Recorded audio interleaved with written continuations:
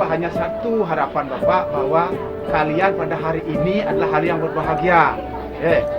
Jadi harapannya dari tahap ke tahap begitu, pada terakhirnya, endingnya harus tetap berbahagia.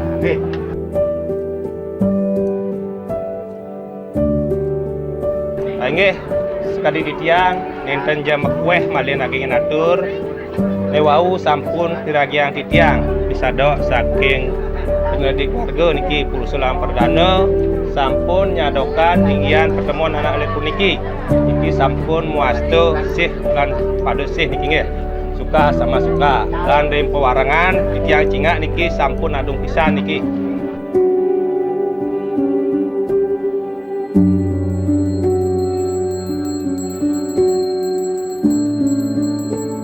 Diharapkan dan diyakini apa yang menjadi tujuan berdua dan titipan-titipan dari keluarga dalam menawi naging setelah malih dari tiang menten malih bapak ring filsafat pada ring adat Banten.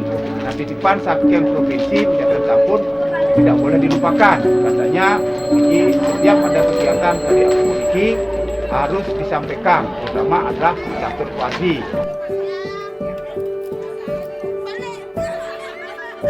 Metemu arse sarang Ni Putu Mulyastuti agama Hindu, lahir di Melayu, usia 24 tahun, pekerjaan swasta, bertempat tinggal di Pangkung Dedari, Desa Melayu, Kecamatan Melayu, Kabupaten Jemberana, Provinsi Bali, berstatus perdana.